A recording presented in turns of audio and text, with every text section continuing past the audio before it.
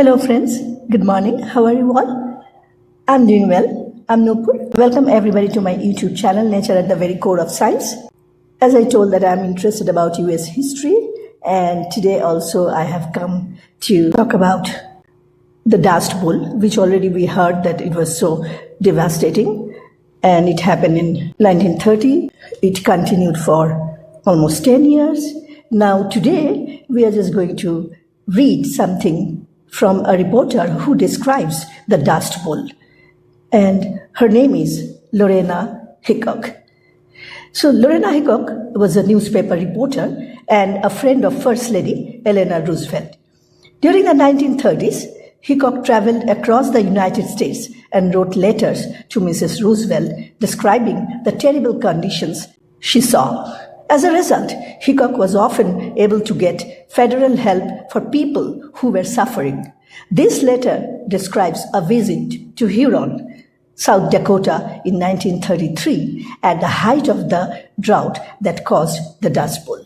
Let's see the Dust Bowl with reporter Lorena Hickok.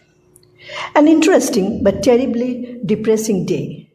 All day I have been in the grasshopper area, the real grasshopper area, driving through miles and miles of fields that look as though they had just been plowed. They haven't been. What happened was that the grasshoppers simply cleaned them off, right down to the earth, even eating the roots. And there they lie, great black patches on the landscape, completely bare.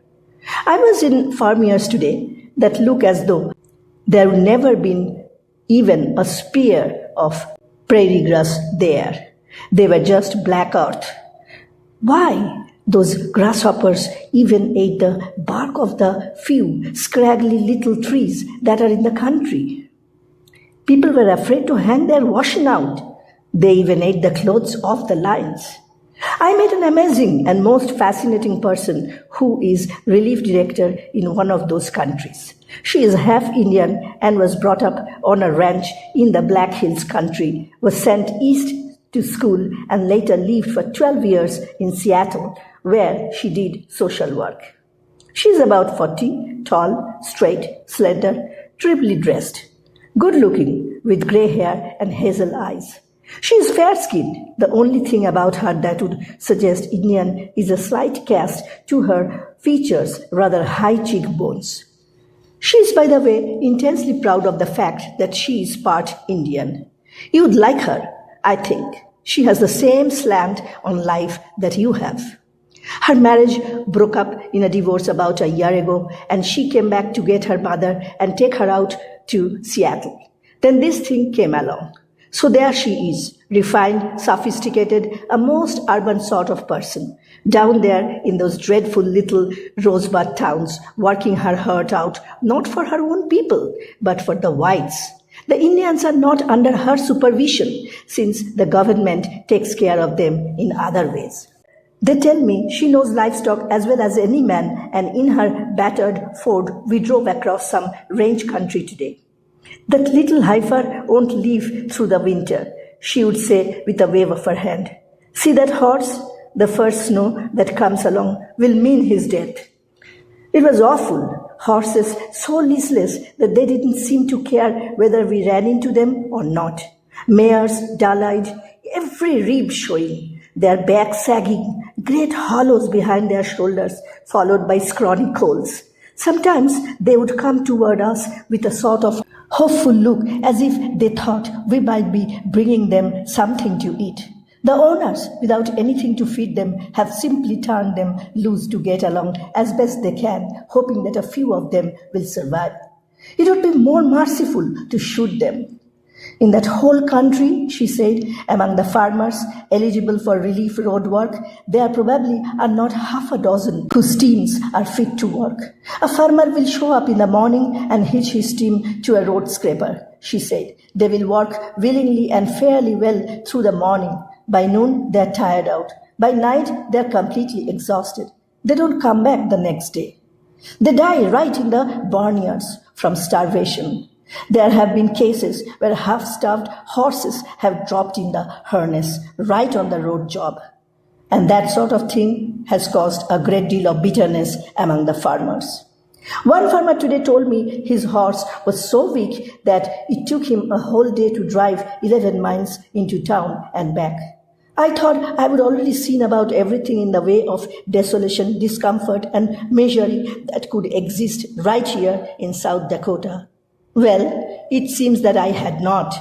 Today's little treat was a dust storm. And I mean a dust storm.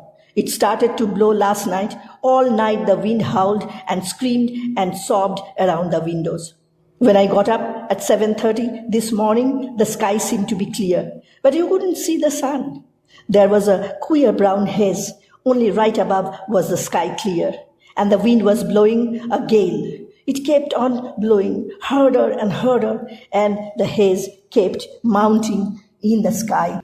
By the time we had finished breakfast and were ready to start out, sun was only a lighter spot that filled the sky like a brown fog.